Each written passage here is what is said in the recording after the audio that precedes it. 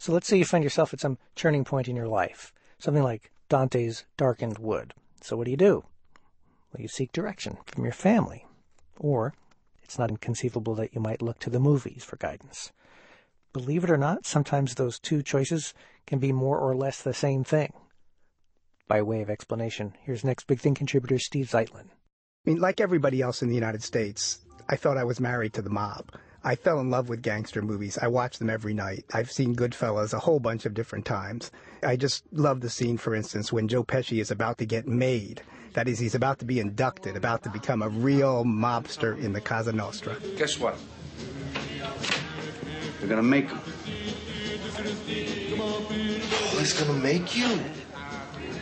Tommy! They open up the books.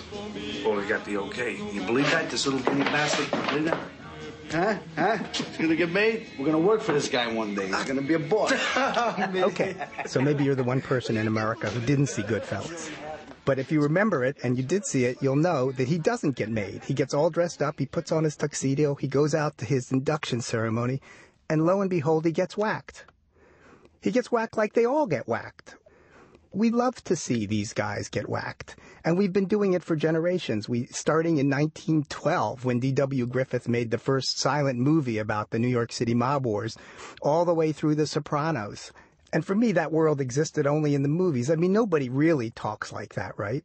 So you can imagine my surprise when I come face to face with Donald Semenza, and he first began to talk to me. It would be a rule of thumb that if you wanted to be made, you had to have the courage, the cowardness, whatever you want to term it, to do somebody in. Donald Semenza was never going to get made. He was never going to do anybody in, but he was a bona fide part of that world. And of course, when I met Donald, the first thing I wanted to do was to ask him about the movies. And what he told me was that there was one film that he feels truly captures the world in which he grew up, and that was Mean Streets. What's the matter with you, Johnny? You can't go around bullshit people that way. If you're worried about something, you gotta keep it. Hey, you don't know what happened to me. I'm so depressed about other things. I can't worry about payments. You know what I mean? It's so vivid. I think I'm back in the pool room or the club. It actually draws me in, takes me back. It took him back to the streets. It took him back to Greenwich Village. It took him back to a time and place in New York City which had its own special language, a language he actually learned from his father. He spoke neighborhood. Swag was stolen. Ubats meant you were crazy. That was an Italian phrase. Those streets had their own language, and they had the nicknames, thousands of nicknames that you can hear in all the movies. And in fact, according to Donald, there was a good reason for it. There were so many Tonys and so many Joeys, you know. Most people did have a nickname or a tag. Pea shooter. A guy wanted to say prosciutto as an Italian meat. He happened to say gazoot, so he was nicknamed Gazoot.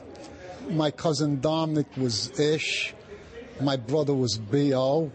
And all of these guys, like Gazoot, would end up in the social clubs, like the Medley Boys Social Club in the West Village. And it was one of thousands of bookie joints run by the mob.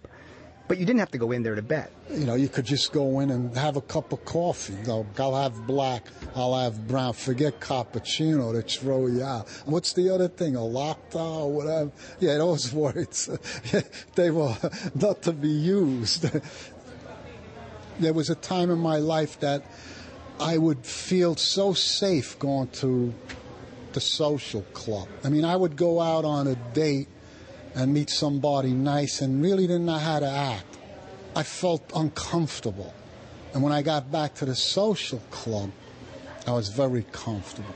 And yet at the same time, I knew I didn't want to be there anymore. I knew it wasn't where I wanted to be the rest of my life. So here's where it gets interesting.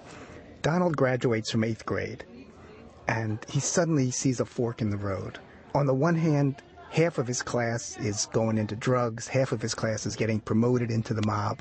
On the other hand, he's doing pretty well on his math tests, and he starts to see a glimmer of other possibilities. And he's at home in the social club, and yet he's not at home there. He's in the middle. He was trying to balance. So I had this dual thing going. I love the idea of hanging in these places, And at the same time, I wanted to learn more, so I studied jazz and things like that. So Donald's trying to choose between the kind of romantic world of the mobsters and the straight world of real jobs that he might get in real life. And at the same time, the romantic world of the mobsters is all blurred with the world of the movies. One of the things that's always fascinated me about the mob is the fact that the mobsters were inspired by the movies as much as the movies were inspired by the mob. Rudolph Giuliani, when he was a prosecutor, talked about the fact that after The Godfather, mobsters talked differently. They listened to The Godfather, and they started using that speech in an even more intensified way than they were using it in real life. The world of the movies and the world of the mob get blurred a little bit, and even in Donald's life, they got blurred.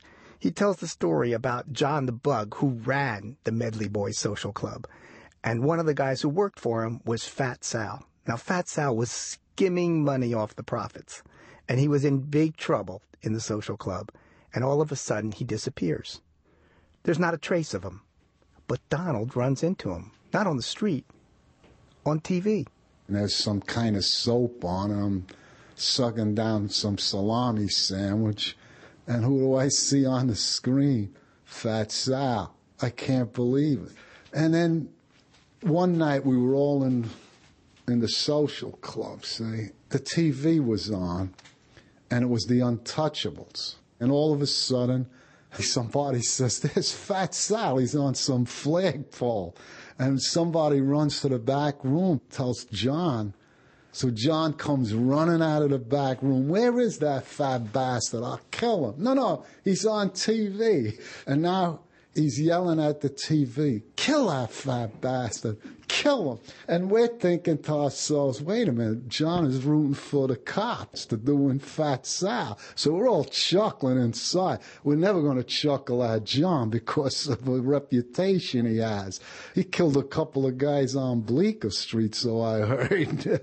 So John finally realizes his own emotion, and he says, well, maybe he'll be on next week. They'll get that fat bastard then. Well, organized crime didn't get Fat Sal. In fact, he died of a heart attack. But organized crime didn't get Donald either. But it did get to him. I was really in lots of fits of anger. I did some therapy group. I went in for about 4 or 6 private sessions, like one-on-one. And then he says, well, we work with group. We had lawyers. There was a rabbi in a group, person who worked as a secretary. People that have been there a while know how to just draw you out. So years before The Sopranos, here's Donald Semenza in therapy, just like Tony Soprano.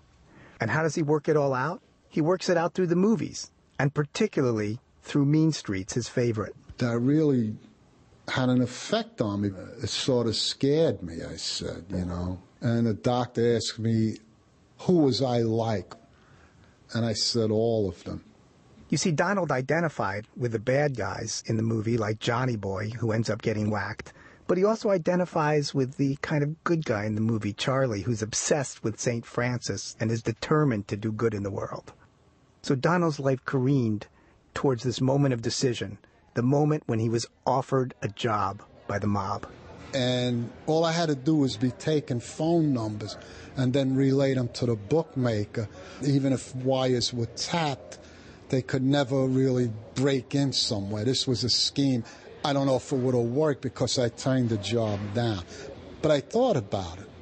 I mean, it was good money, but I couldn't do it.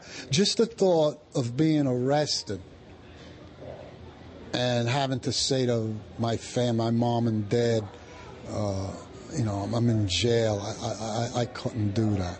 Donald bet on himself. He became a messenger on Wall Street, and he worked himself up to being an office manager at Morgan Stanley with 16 people working for him. But he always felt that, I guess the wise guys, they held him back. Not so much the wise guys, but that wise guy way of talking. My speech probably hindered my career. I think I probably could have been VP. Maybe. I'm not saying I should have or could, but I drop words and things like that. So what I say doesn't carry. So I always tell my kids, speak properly. Don't speak like your father. But as the years went on, a funny thing started to happen.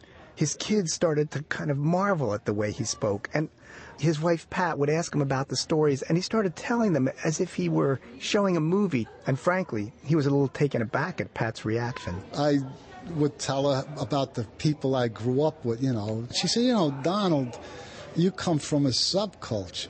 I was definitely insulted. I mean, what do you mean subculture? I work, I pay taxes.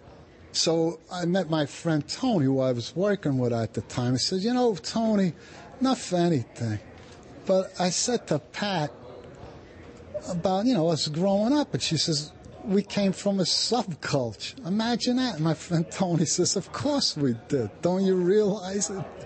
Donald's subculture no longer exists, at least not in the places where he grew up in the village. It seems to have happened that the mafia myth outlasted at least the Italian mafia. And although they say you can still see the bullet holes at Umberto's clam bar where Joey Gallo was shot, all the old social clubs in the village are gone. I still call it the village, but I mean, when I walk back to it, it's not the village I knew. I mean, I get a feeling like I'm walking in a morgue or something. I mean, it's dead. And when I walk through the neighborhood, I don't see anyone anymore. They're not here. I keep saying, where is everybody, It's just not around for me. But it is around for Donald Semenza. Fat Sal, John the Bug, they still live in his imagination. If things had gone a different way, maybe he would have gone out and made movies about them. But Donald loved words, and so he's spending his retirement telling their stories in poems. I hope I don't flub here.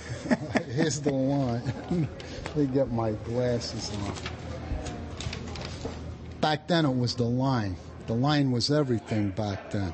We walked up the line, waited for the bookmaker to get off the line, to give us the line. 5.5, 6.5, pick 'em, 8.5, 9.5, 2.12. We put our money on the line. We bet the games with the red line, the blue line, the foul line, the goal line, the 50-yard line, the finish line. We spoke the line back then. Our line had all the answers. It was the wise guy's line, not the wise man's line. We watched Mantle, Mays, and Snyder spray line drives between the lines. There was no place for Euclid's geometric lines, Shakespeare's poetic lines, Mozart's lyrical lines. That's Donald Semenza reading from his poem, The Line. Steve Zeitlin, who, by the way, is the director of CityLore, the Center for Urban Culture in New York City. Steve says Donald told him he hasn't made a bet with a bookie since the Orioles beat the Dodgers in the 1966 World Series.